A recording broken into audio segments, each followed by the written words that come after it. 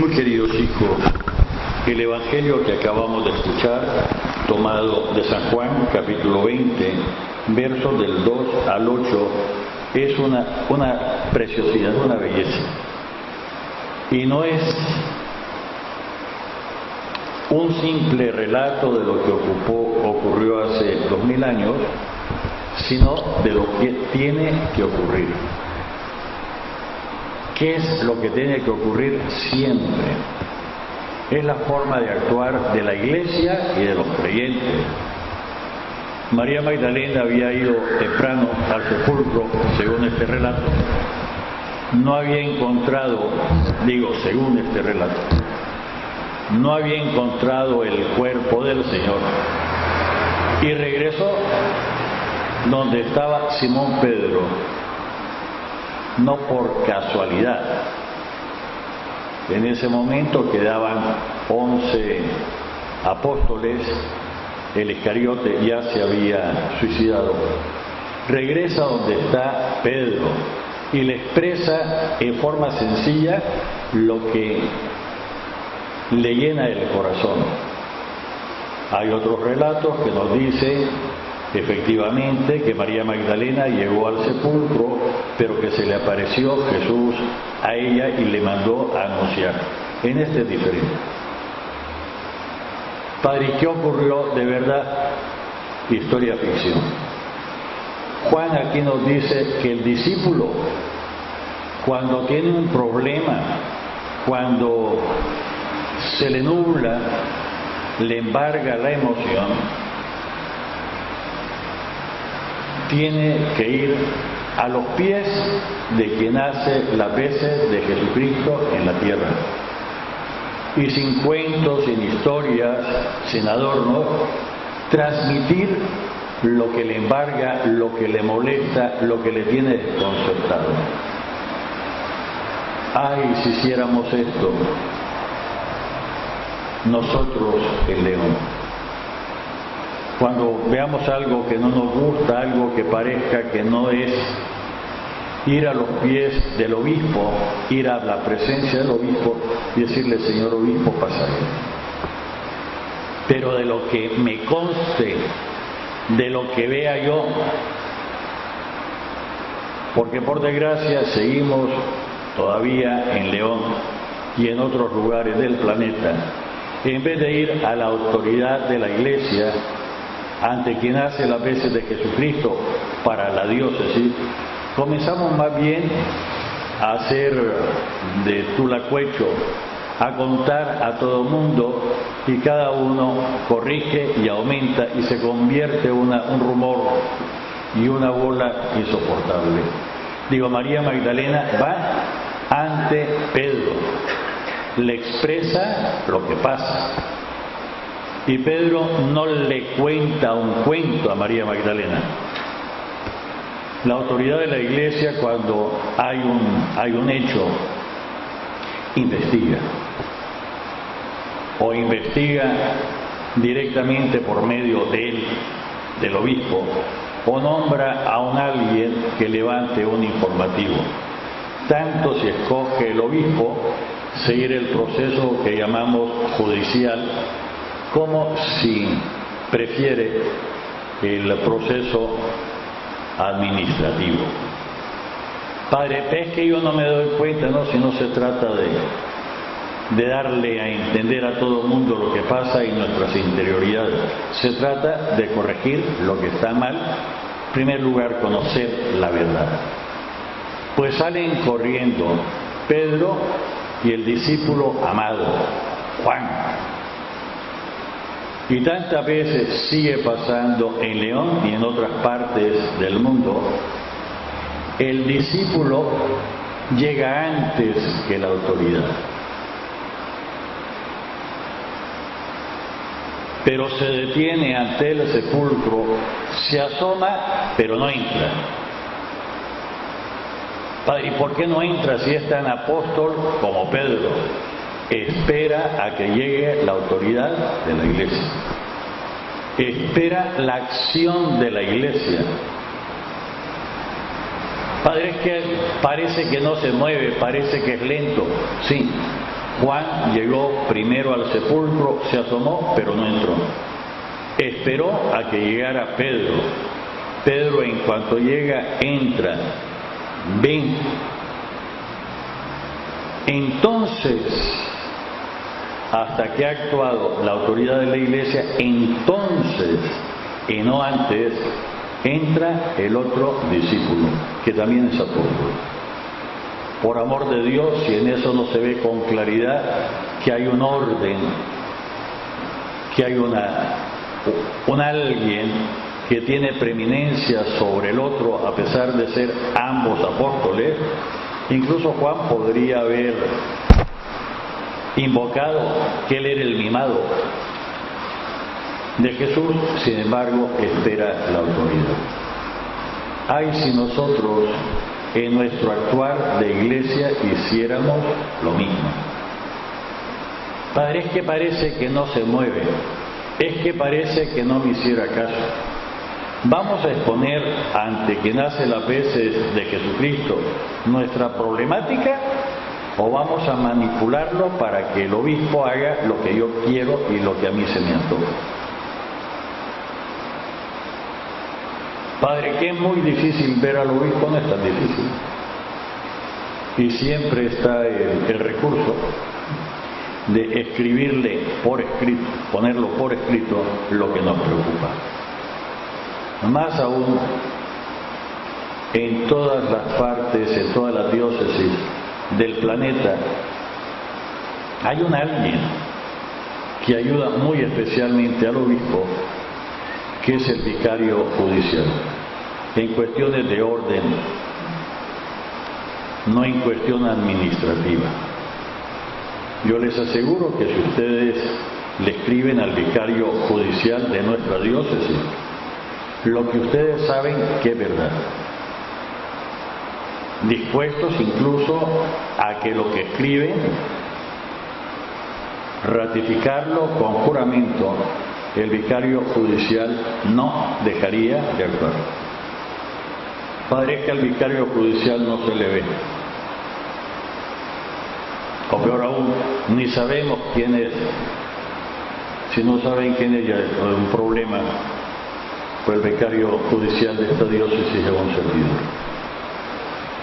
Pero necesito que lo que me digan conste, incluso que esté ratificado con un juramento de quien lo escribe. No sirve para actuar, es que dicen, es que piensan, es que se dice por ahí.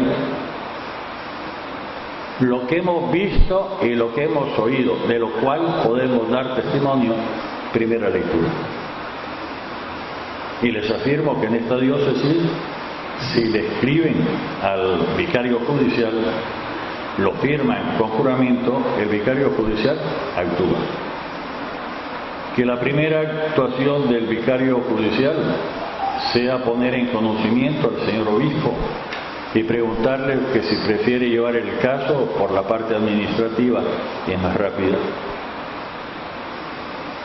o si llevarlo totalmente por la parte judicial, habría que formar un tribunal.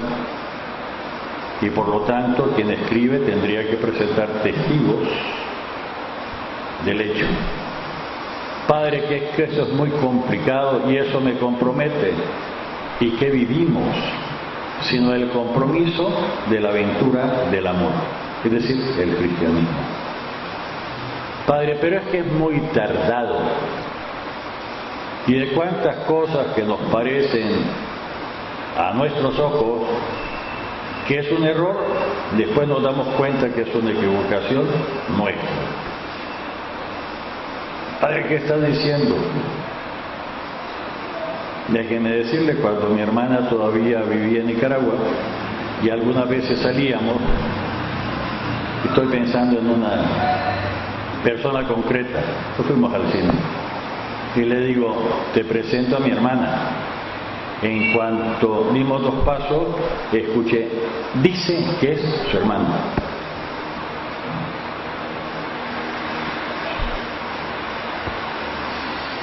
Dice que es su hermana. las cosas que nos consten, que sean verdad, que sean verdad.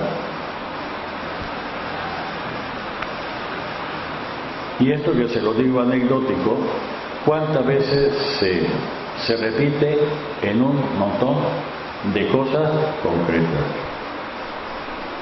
Desde luego, cuando alguien denuncia algo, eso algo tiene que ser cierto, tiene que constar, tiene que haber posibilidad de testigo, hay que escuchar al denunciado. ¿Qué pasó aquí? ¿Qué pasó aquí? Padre, que es muy complicado, no es tan complicado. Cuando yo todavía estaba encargado de educación, un papá de familia de un colegio católico me hizo ver, me dio la copia de lo que estaba viendo su hijo, su hija de tercer grado, y yo pedí explicaciones al director, porque a mi criterio esa lectura no era apropiada para tercer grado. Pero hay que escuchar la explicación. Padre, ¿qué dice? No puede haber justicia si uno se parcializa, toma lo que le dice una parte sin escuchar a la contraparte, su posibilidad de defensa. Padre, pero usted está inventando cosas. En Hechos de los Apóstoles nos dice que uno de los tribunos romanos habían acusado a Pablo y exigían que lo castigaran, y él dice a otro romano: no es costumbre romana aplicar un algo sin escuchar primero a la contraparte. Esencia del derecho. Padre, pero si me consta, yo lo vi, pero hay que escuchar a la otra parte. Y encima, déjenmelo decir con todas las palabras, y encima recuerden que aunque tenemos que tender a la justicia supone, en primer lugar, la verdad. El caso, yo estaba con mi hermana, el otro pensaba que me andaba portando mal. ¿Sí?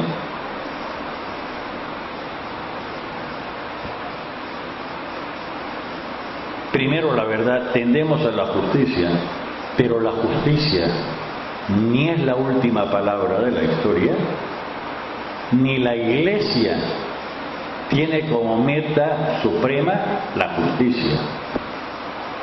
Padre, ¿qué está diciendo? La Iglesia es un instrumento de amor, un instrumento de misericordia, un instrumento de salvación. De salvación. Y por lo tanto, aunque se encuentre un algo que está mal o a una persona actuando mal, hay que tender a la salvación de la persona o de la institución, a la salvación. Padre, ¿qué dice?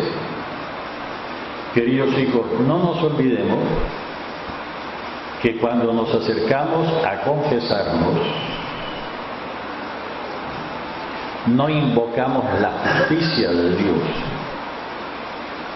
Ya hemos hecho el examen de conciencia, ya sabemos que somos culpables, ya tenemos el dolor de los pecados, sabemos que nos hemos portado mal por nuestra culpa, y sabemos que nuestros actos merecen el infierno.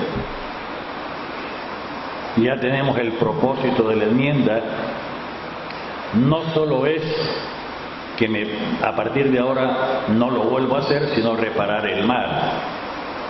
Y con esos requisitos nos acercamos al confesor para invocar la misericordia del Señor, el perdón del Señor, no la justicia del Señor. Padre, ¿qué está diciendo? Piénsenlo. Piénsenlo.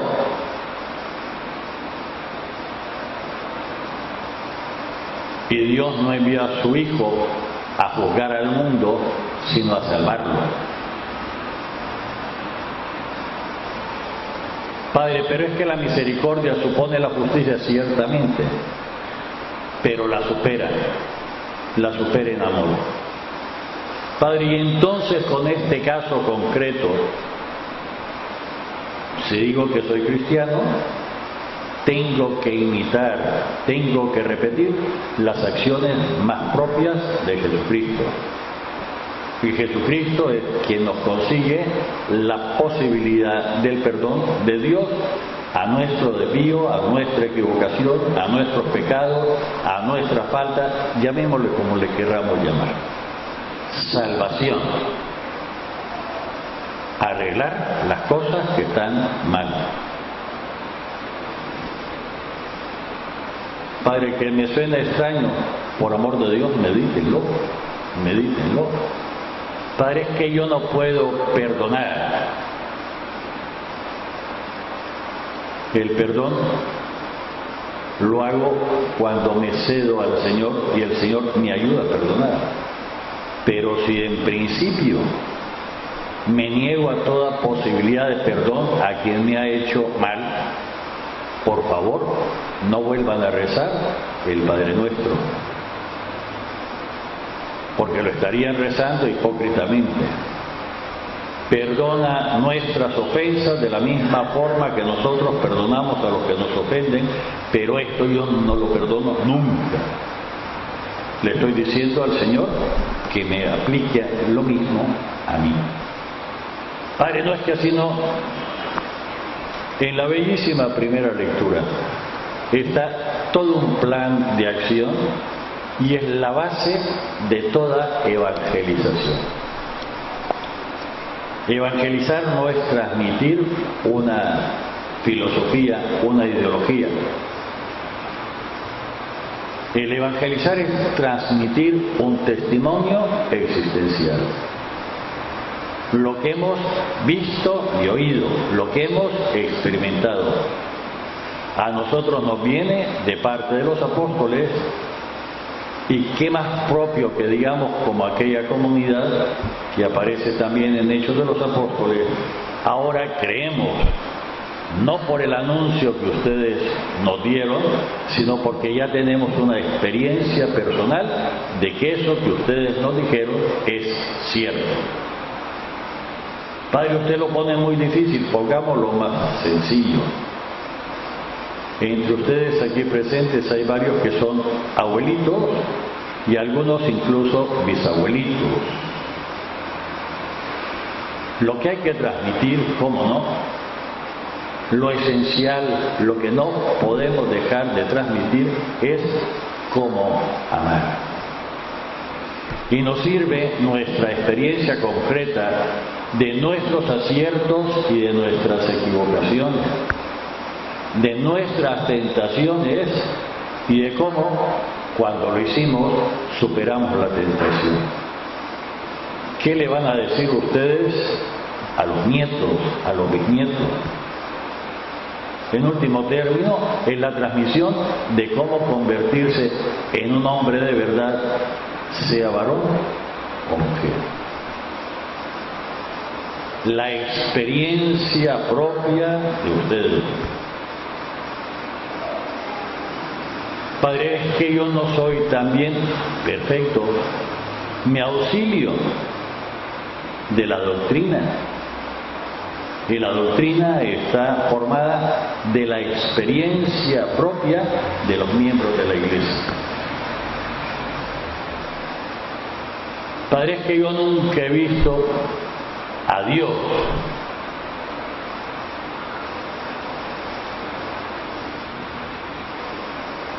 Y permíteme que te corrija.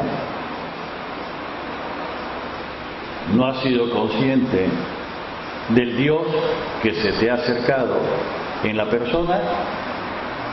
Podríamos repetir aquí el capítulo 25 de Mateo. De la persona que tenía hambre, de la persona que tenía sed, de la persona que estaba enferma, la persona que estaba encarcelada. Y no dice el texto encarcelada injustamente. De la persona que estaba sola, de la persona que necesitaba consuelo, Padre, ¿qué estás diciendo? Se lo dice Jesucristo. ¿Cuántas veces lo hicieron a uno de estos, mis pequeños? a mí me lo hicieron. Y la pregunta es, Señor, ¿cuándo te vimos en esta circunstancia y te ayudamos o no te ayudamos?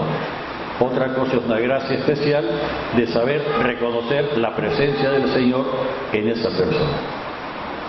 Pero la fe nos hace presente aquello que físicamente no es evidente.